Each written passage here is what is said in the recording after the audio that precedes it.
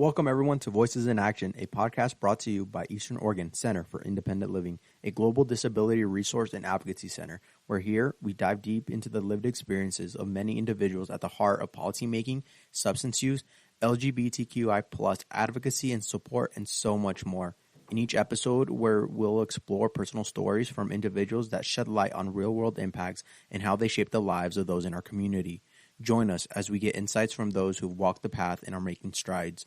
So stay tuned as we unravel the threads of policy and personal journey and discover how EOCIL is making a difference in the lives of people, one story at a time. Hello there, Voices in Action podcast listeners. Hello. I am your new host, Andrew Gurza, and I'm so excited you're here with us.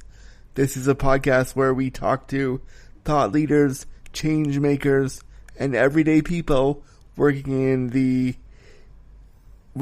EOCIL and working in the disability space to make changes and working in the independent living space to make changes. And I'm so excited you're here. If you're wondering who I am and why I'm doing the show now, Amador needed just a little break, and I told him that I would take over the show for a little bit, and so now we're going to try to do an episode probably every 3 weeks to a month, but we'd love to hear from you. So if you're a community listener of EOCIL and you want to be on Voices in Action, we'd love to have you.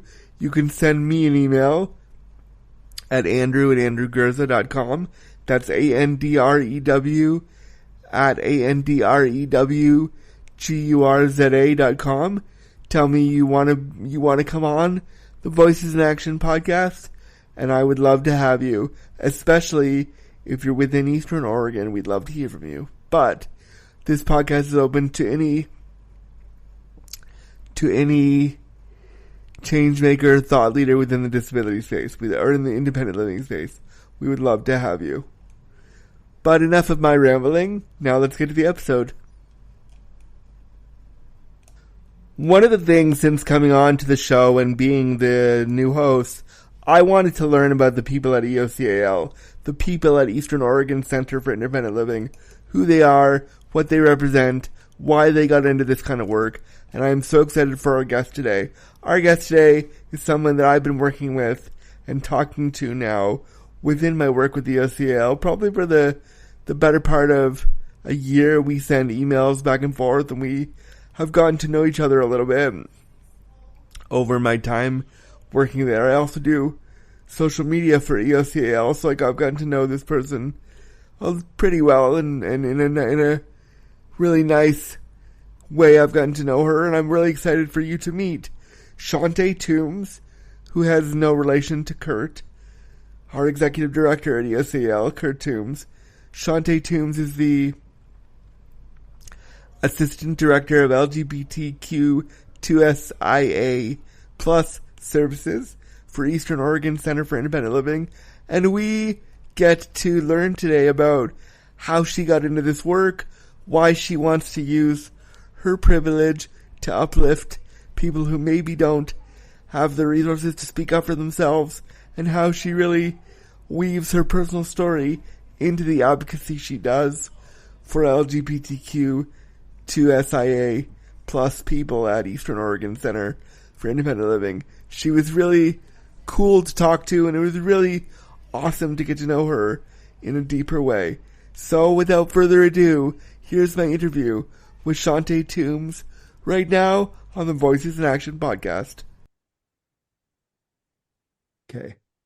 So 3, 2, 1. Shauntay Toombs, hello. Hi, Andrew. Hi, how are you?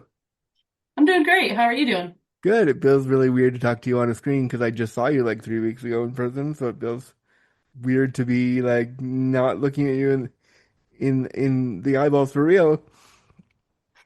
I know, that was really great to get to meet you in person. Yeah, it was so fun. We had been chatting so much like this for like a year and a bit about planning for me to come out there, and then it happened. It was great.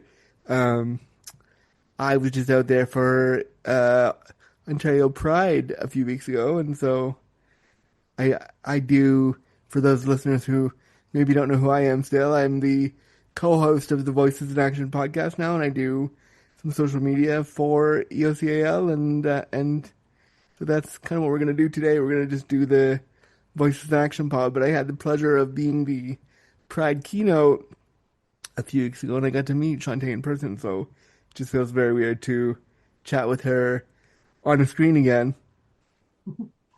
I know we Um, were so fortunate to get you down here. yeah, it was a journey and a half to get me there, but it was good. I was so glad to be there. Um, and I'm so excited to have you on Voices in Action. And I was surprised because I had some other directors of EOCL had told me that they'd done the show, so I was sure you would have done it. And so when you said no, I was like, wow, really? So I'm glad you're here.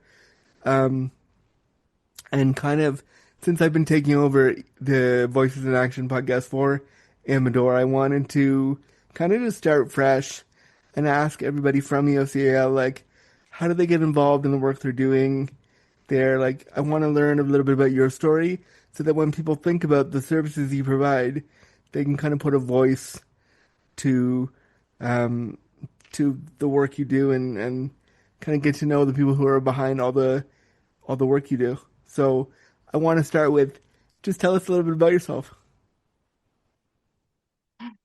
You, Well, you're looking at me like, oh, that's a big order. All right. that is a big order, yeah. So as of right now, I serve as the Assistant Director of the LGBTQ2SIA plus services at Eastern Oregon Center for Independent Living, or if you want an easier way, EOCIL. And I lead programs that create safe space, affirming and inclusive spaces for the LGBTQ2SIA plus youth and communities across rural Eastern Oregon. My work focuses on youth leadership, advocacy, education, community engagement, and building partnerships that improve access and resources and opportunities. Sorry, am I doing a terrible job? Or are you gonna have to cut all No, this? no, Just kidding. it was totally good. It was lovely, and I know you said at the beginning you were a bit nervous, so don't be nervous. Yeah. Okay. We're just having a chat. We're just having a chat. It's good. Uh, I mean, that's a big mouthful of a title that you do. There's a lot of work that goes into what you do. And I remember when I was there a few weeks ago, I got to see some of just the youth hangout spots that you had set up for youth meetings, LGBTQ um, youth meetings, and I just really loved how like cozy it was, and it was like a cool like basement hang space. At least the the site in Ontario that I was closest to, and I got to see. I was like, oh, it's so cool and chill here. And like when I was 16, 17, and like figuring out that I was queer, I would have loved a space like that to be like, cool. This is really like I feel safe here. So it's really awesome that that's one of the few things that you provide. And of course, there's so much more. We'll get into that in a second. Um, but I kind of want to understand.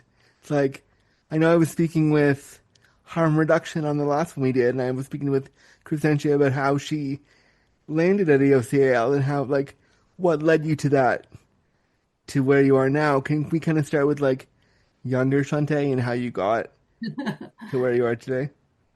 Yeah, so younger Shantae found a job in a grocery store and worked retail management for about 20 years and traveled across Oregon and some of Washington. Um, so did that for quite a few years, obviously. And then my wife and I, we adopted three kids and we decided to essentially come back home to Eastern Oregon. And when I transferred over here, I felt like my values weren't the same as my companies anymore. And I really love like people connection, human connection, and I really love sticking up for, maybe people that can't stick up for themselves or using my privilege to help others that maybe don't have that voice. And so I made the tough decision and I put in for this amazing job that I just randomly found on Indeed and Oh wow, um, that is super super duper random.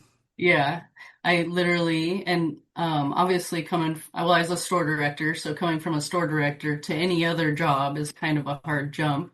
Of course. And I'm a very loyal person, and so I think the only way that I was able to leave that job is because we had just moved here and I had only been there for 5 months, and I was just like, this is not where we are valuing people, and I never wanted to be a manager and have to compromise what my morals were. Yeah. And so that's kind of where the decision was. And so it just kind of happened, and Michelle called me and offered me the job, and I was like, okay, wait, I gotta sit down. And she's like, so do you want the job? And I was like, yes, let me think about it. And then finally we got it all worked out, and yeah, I started in January of 25. Wow. Wow. I was waiting for you to say like you had started years ago. I wasn't aware that it was like so recently. Wow. Because when I met you at the Ontario site for Pride, it felt like you had been there. You just seemed like a staple of the place. So to know that it was so recently, that's pretty cool. Yeah, I really love the work. And as I've gotten older, I think that like human connection and just doing what we can for each other when we can is really what life is about. And we just need to uplift each other because there's so much ugly out there Oh that, yeah, I think that that's the only way we should be living. So, yeah, yeah. thank you. No, I know that when I rolled into Eastern Oregon and when I was driving through, when I was coming to stay there, like, I remember being driven to the site and being like, "Wow."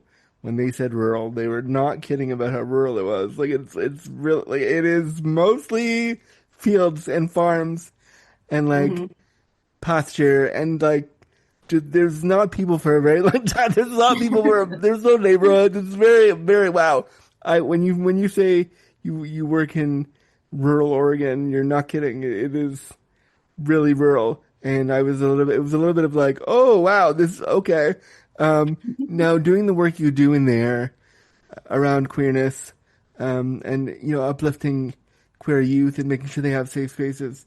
I know that the further out from like urban centers and cities that we are, it's really hard uh, to make sure that queer youth or queer people in general feel safe. Now, for you as a queer person, do you feel safe in the area you are? Does it feel like comfy there? I think for me, I feel pretty okay. I grew up here, even though Ontario's like usually in the higher crime rate per capita in Oregon. Um, I don't have personal fears. I'm also not a trans person, and I feel like in our community that they probably get bullied or get harassed more. Yeah. And then that's a big reason why, we just need to come together and make sure we're protecting all of us and not being siloed.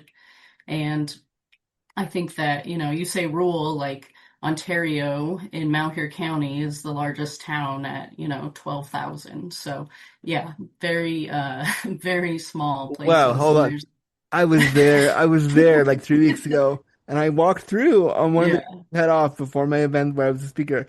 I walked through the town, and I kid you not, my friends and I walked basically the whole town, like from one end to the other end in about an hour, and we were like, "Wow, it's really tiny." So to know that it's the largest, wow, that means there's the existence of smaller towns. That blows my mind. Wow.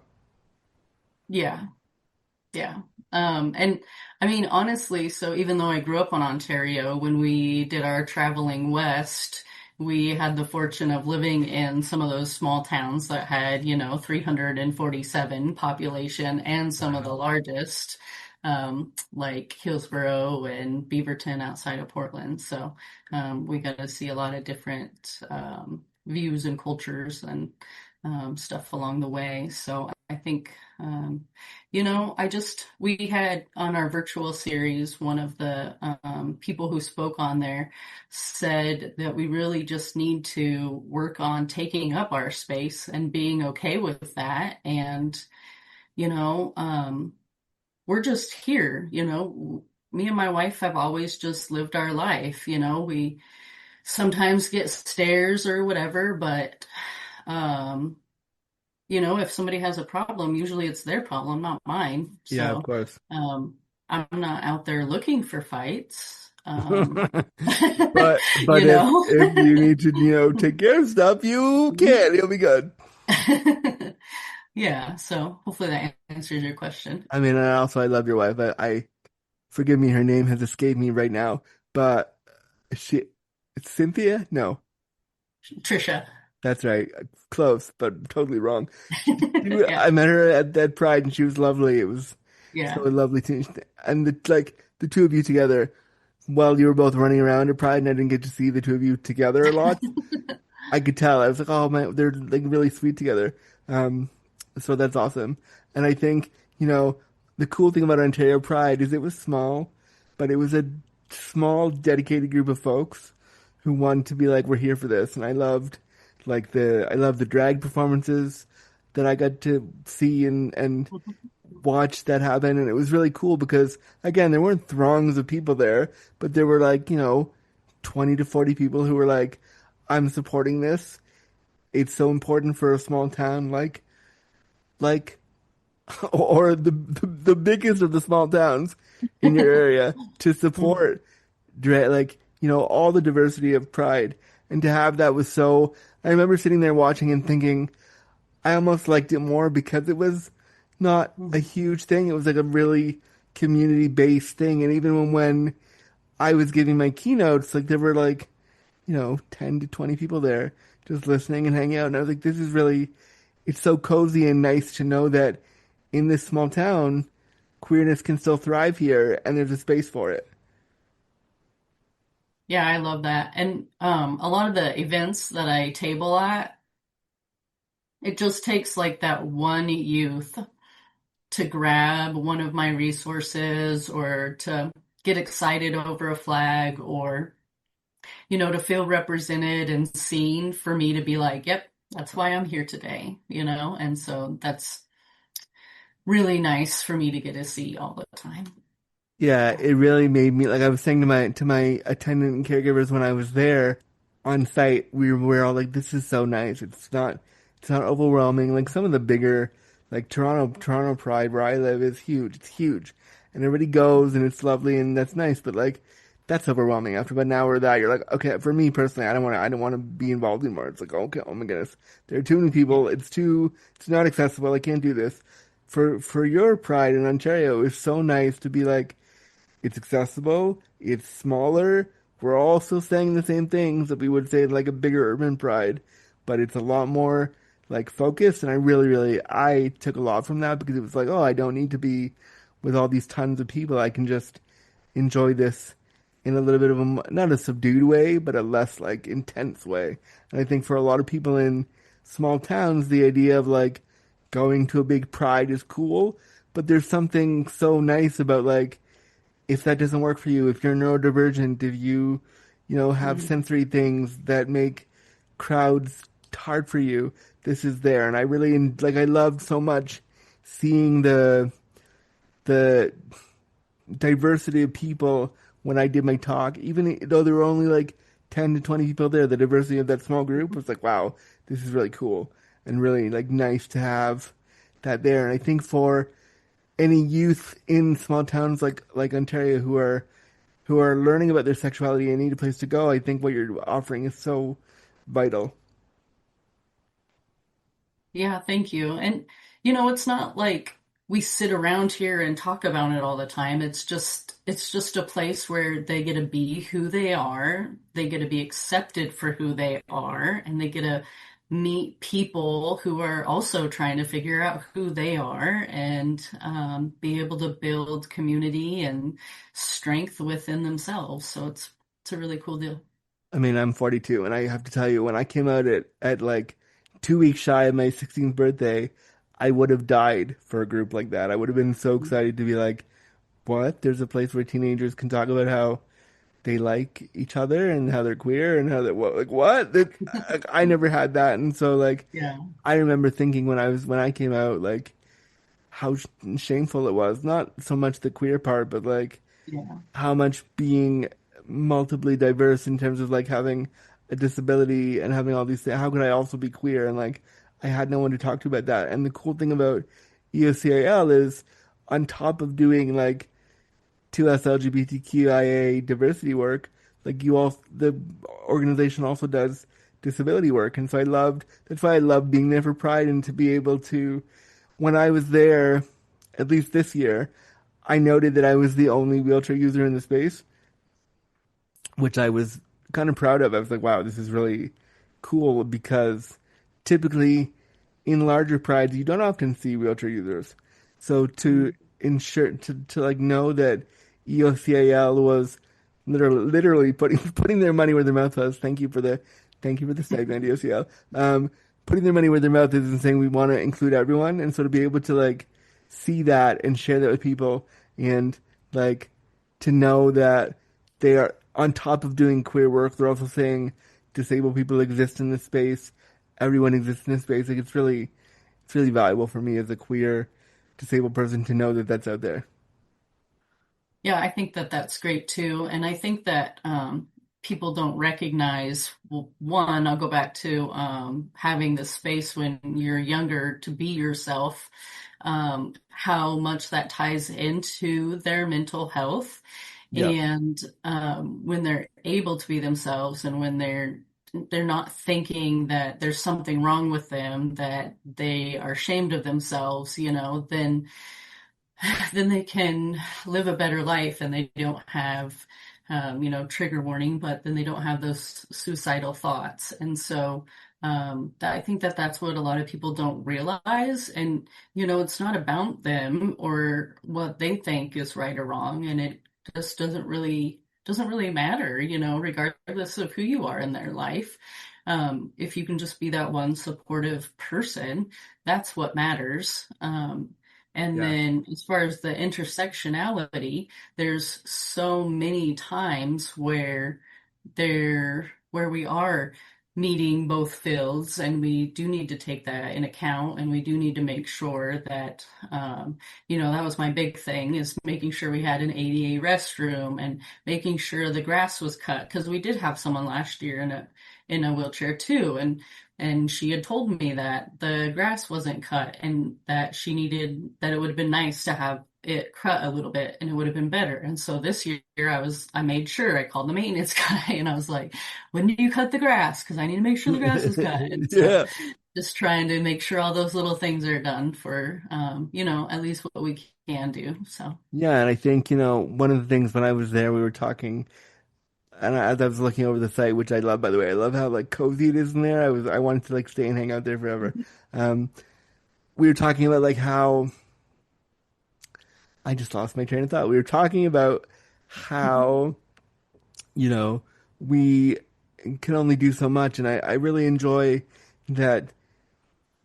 Well, I mean, I wish that EOCL had all the funds to do all the things I want to do, but I like how everybody in there understands that budgets are tight, things are hard, and it's tough to get funding for a lot of the stuff you want to do, but you're still like, fuck it, we're gonna do this because it's important, and if we have to do it on a shoestring budget, we're gonna do that. And I think like that is so nice to see that in a place where you could just close up shop and be like, it's not worth it here, like it's too small or too hard, or it doesn't matter. EOCL could say we're not going to provide this service because it's a small town and we'll just do independent living and not focus on the queer piece. And I like how everybody from that organization is like, nope, this is important. Needs to be talked about. Like it really made me feel so comfortable in there because I knew that people, even if you didn't have the most accessible space or it wasn't 100% how you want it right now, everyone was like, we're going to give it a shot. We're going to try. We're going to make it a space for everyone. yeah, and you can see that in the employees as well. So there's a good mix of community within the folks that work here as well. Yeah. And I think that that's been a huge passion of Kurt's. Even before there was funding for it, even if funding's been cut, they they were doing the work, you know what I mean? Yeah. And so, yeah, having that passion carry on definitely makes the work like just carry on in importance, I guess, with everybody. I also think it's really, when we talk about straight white men, we all want to go boo because, a lot of them are not the greatest. But when we think about like Kurt as the executive director, he's so invested in other people's stories and wanting to uplift them. Like that makes the work that I do for you great. That makes everyone feel included, and to know that he'll sit and listen and be like, "Yep, let's figure that out. Yep, let's make sure there's 2S LGBTQ care stuff. Let's make sure it's all figured out." Like there's something really really important about that because we live in a world now where that section of people, straight white men, tend to be the worst, and it's really cool to see on this smaller scale someone who's like, I want to do the right thing, and I'm going to hand it off to people that know the culture, the queer culture better, and say, do it, run with it, do your best, and like I think that's really cool. Yeah, he definitely does have a way with people, and um, he doesn't belong in that field because, like, if you do think about the straight white man, and the privilege and I guess almost the entitlement, he doesn't belong in that box because, like you said, he's using his voice and his privilege to give that power to others to do the work that's needed. So, yeah, you're Yeah, absolutely and right. that made me really I mean, I'm on several boards with him. I'm now a contractor with EOCAL, which I'm so thankful for because things are just rough everywhere. So to have somebody be like, to have somebody who doesn't encapsulate queerness, doesn't live those experiences, still be like, I want this to be uplifted. I think in this day and age, I want to applaud that because it's so rare.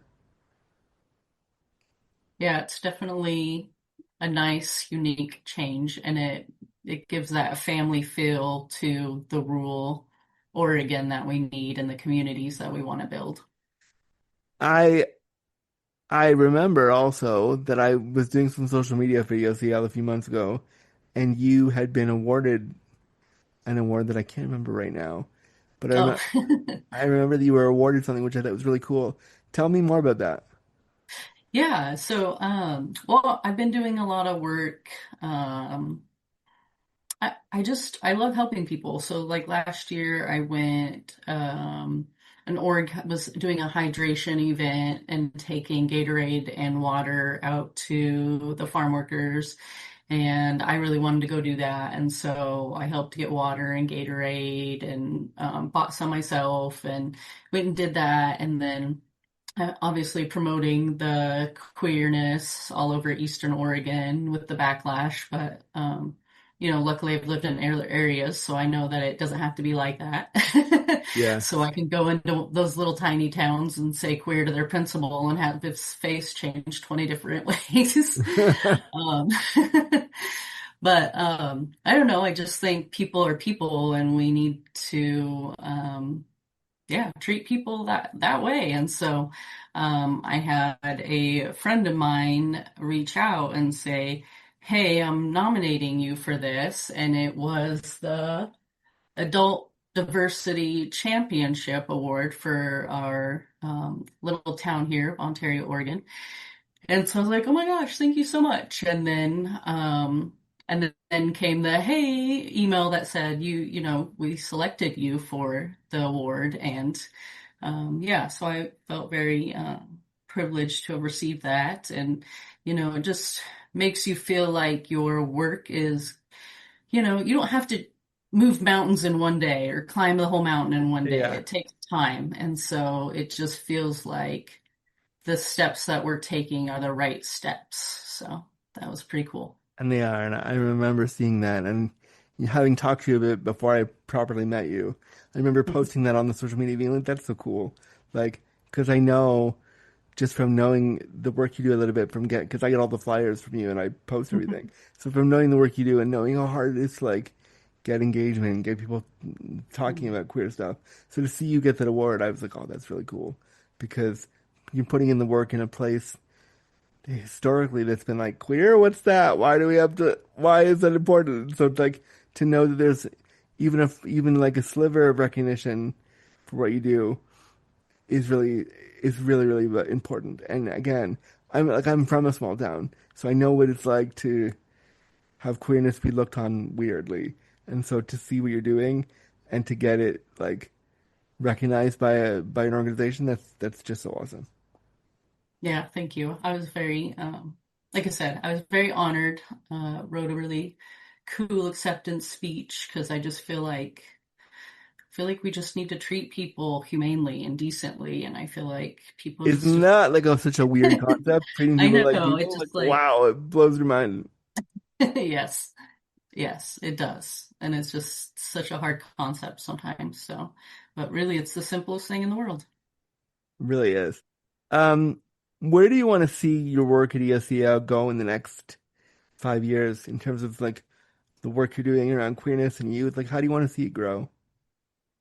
Well, there's only, I would say, five or six gender sexuality alliance groups in schools here in Eastern Oregon, in all of the entire half of the state.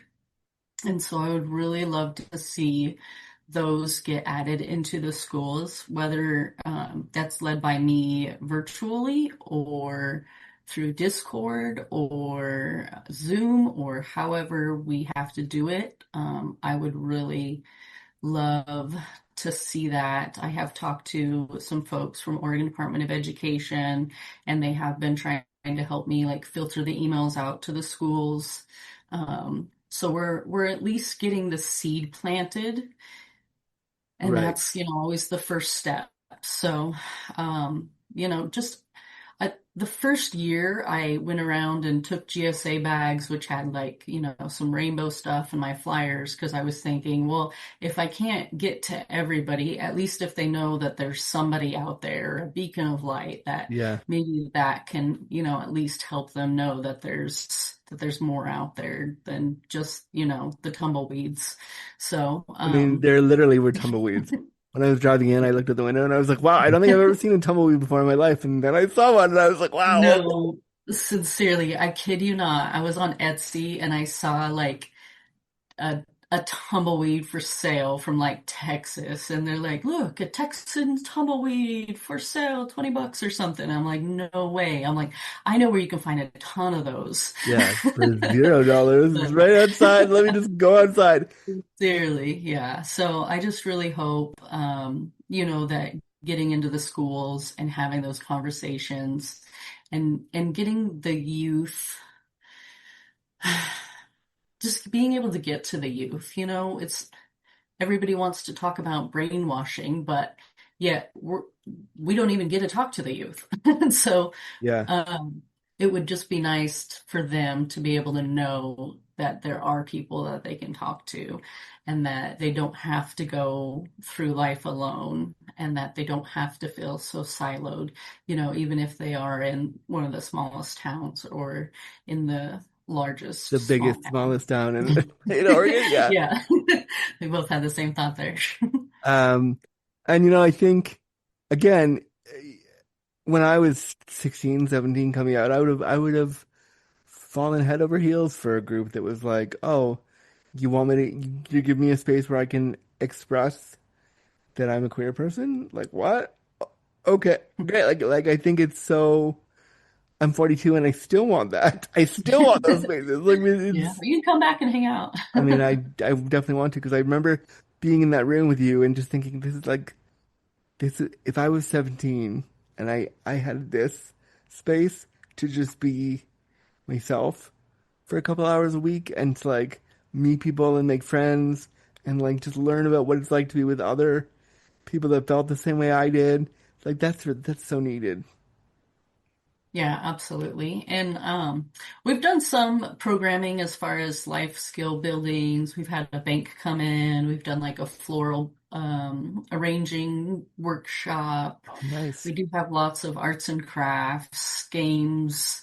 We're working towards building essentially like a safe zone plan for Oregon Department of Education, which will include kind of the how-tos and the toolkit of how we're building each thing. And within that, we want to build some more programming just to help kids succeed in school or re-engage with school, how to get their GED if they dropped out of school. Um, just kind of some of those life lesson things. We've done resume building. We've helped a youth get a job. We've helped an older youth get change their name. So there's just Oh, nice. a lot of things that go into it that people, I don't know if they realize. We have snacks here, and some of them are borderline meals. So there's one youth in particular who asks sometimes, "Can I take a couple home to eat?" And I'm like, "Yeah," because I don't know if he has much food. And Yeah. so I talked to him, about the showers that we offer and the food boxes that we offer as well. And I've talked to him about, like, I've handed him the flyers to give to his mother and stuff as well. So, we just hope that that resonates and makes them have a better life. Yeah, it's so important that there's a bridge for people who just need a bridge of like, let me, offer you that meal or that shower or just, I mean, we don't, in our world today where we feel it's so connected, we often forget like people in those rural areas are often left out of that conversation of like, let's all be together. Let's all, kumbaya, all that stuff. And there's this misconception that queerness is like this happy, love is love, everything's great thing. And yeah, that's true. But I imagine if you don't have the resources to connect with that love is love part of yourself, it can be really tough. And so I like to hear that you're trying your best to be like, at least we're a bridge to the next phase for you, for this person.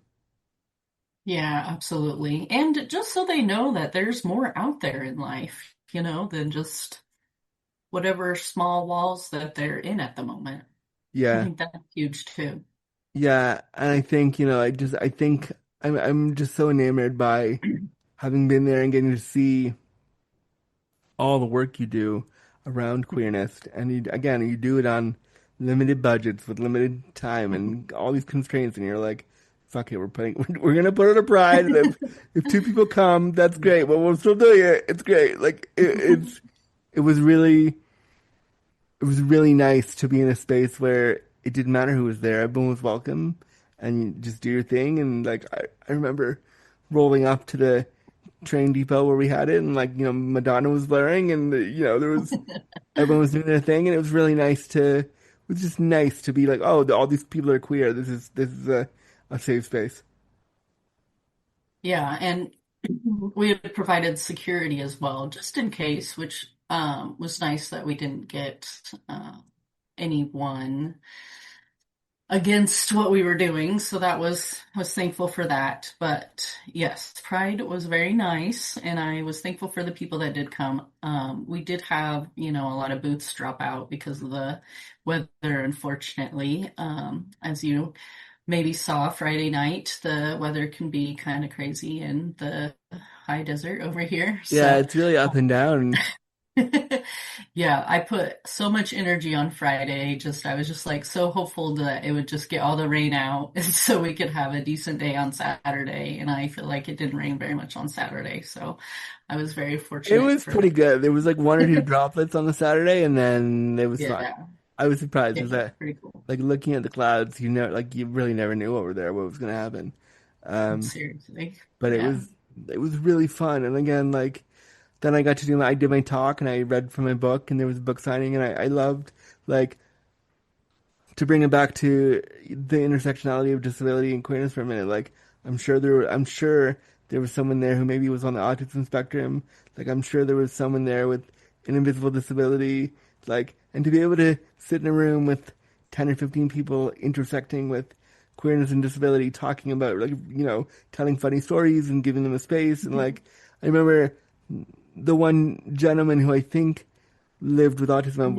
I don't want to call him out, but he was so sweet because one of his questions to me was, how do you how do you get guys to talk to you? And I just giggle and say, I don't know. It's really tough. And so, but to like make that space accessible for Hmm. those two intersections of queerness and disability for that like hour and a half was so just really nice. It was really, I haven't done a lot of in-person speaking like that in a while, and I certainly, Aw.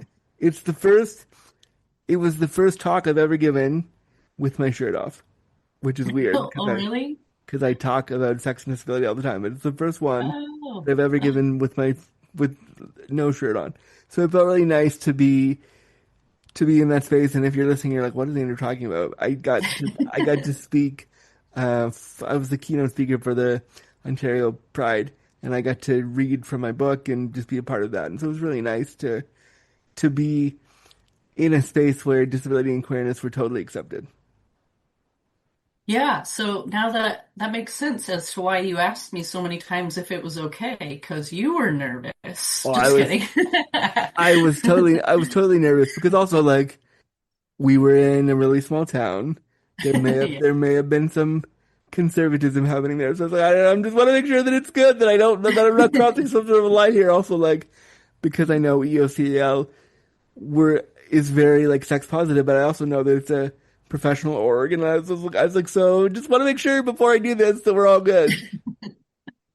Yeah, no. I mean, in general, I'm a very modest person, but like for other people, I'm like, you do you, you know? I think that's just what people need to do is like, you live your life, I'll live my life. And I think that that's another thing that's special because, my wife and I have been together for 19 years and married for almost 11 years. And we picked up 10, our three kids, 10 years ago. And, even just that for some of these youth is like, wow, you have a family? Wow, you have a wife? Like, wow, you've been together with somebody a long time? It's just like I don't think about it because I'm just living my life. Of But course, for them, that's really big. You that's a know what I mean? beacon, And and so, it's like yeah, it's a future builder of like, wow, Shauntay did it.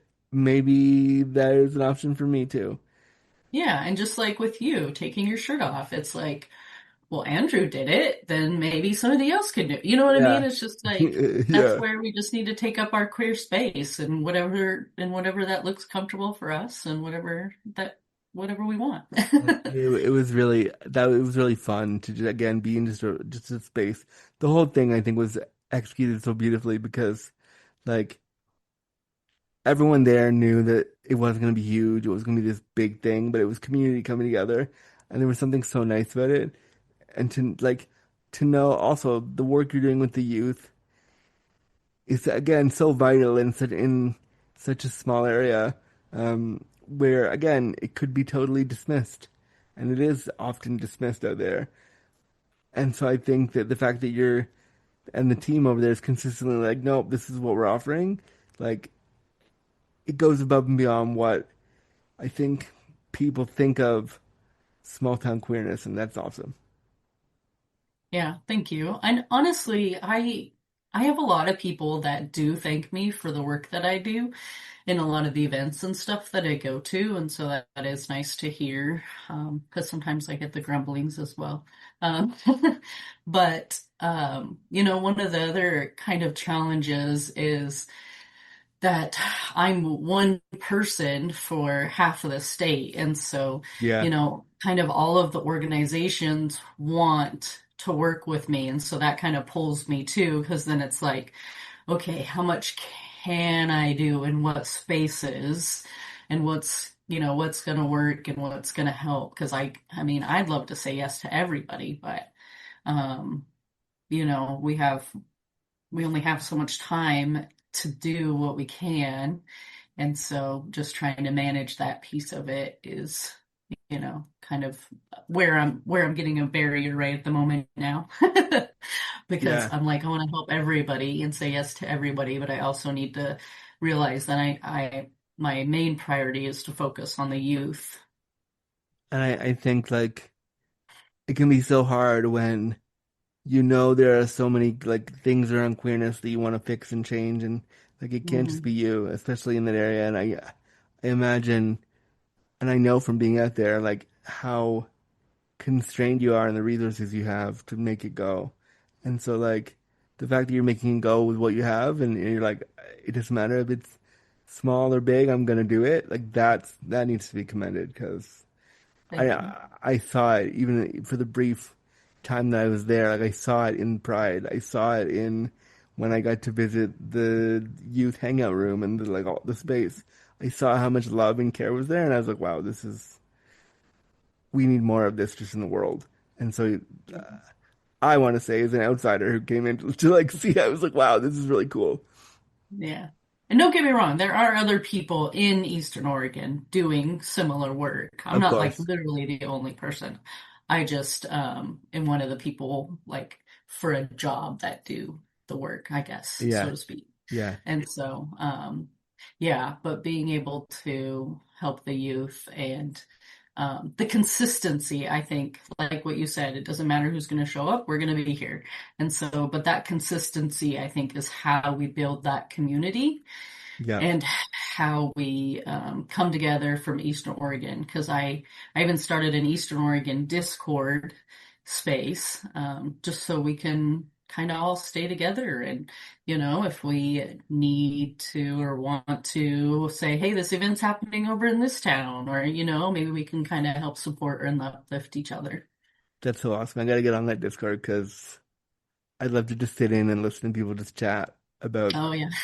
have a space to just like a digital space. And also having the Discord makes it accessible for folks who maybe can't get to the teen dropout. I remember when I was being driven in, I was talking to Michelle about like the transit there, and she's like, "Oh yeah, it's pretty bad. It's like if you need to go somewhere, we're kind of it." And I was like, "Oh wow, okay, like wow."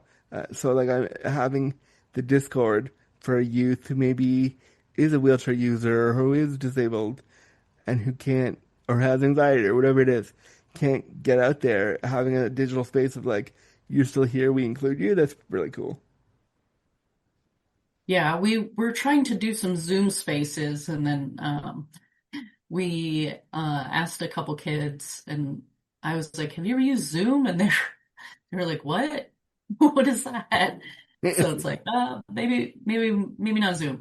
Yeah, Discord's where all the So cool kids go. yeah, Zoom is becoming more like Gen X than I yeah. think all the cool kids like there's so many platforms now though. It can be overwhelming.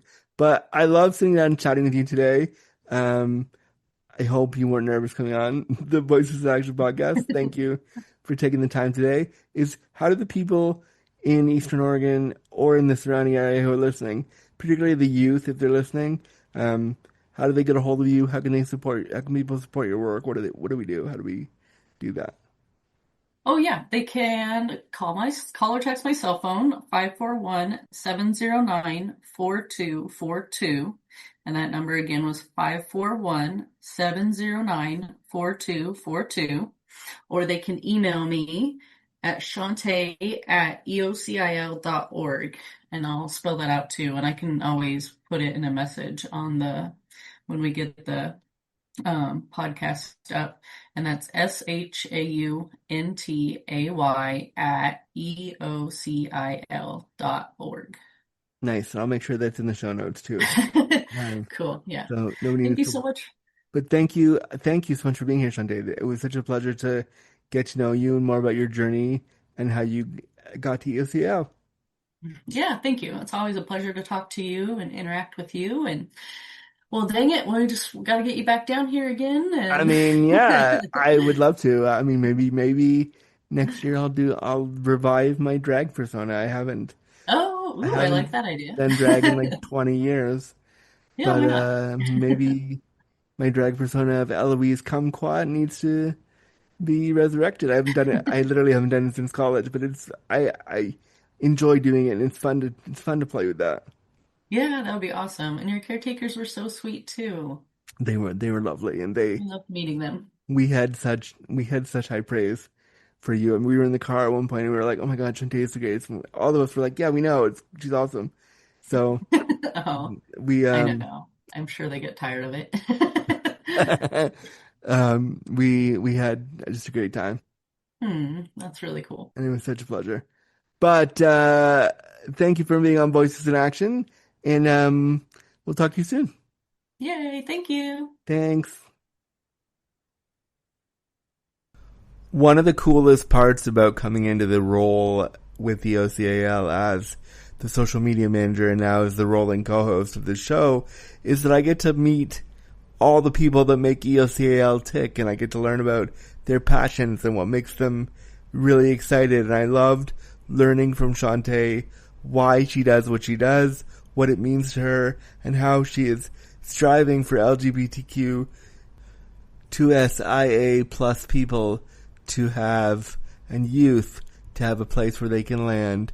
And I really, really enjoyed chatting with her, and I really, really hope that you learned something about the work that the people like Shauntay at EOCAL are doing to make the world even just a little bit of a better place for LGBTQ2SIA plus youth. Again, we would love to have you on our show, Voices in Action. I'd love to interview you if you are a community member, if you're working in the independent living space, if you're a disability thought leader. We want to have you. So send us an email or send me an email at andrew@andrewgurza.com, or you can send one to the general EOCAL@EOCAL.org, and they'll get back to me and they'll let me know you want to be on the show, but we would love to have you. Thank you so much for listening, and we'll be back next time. Bye!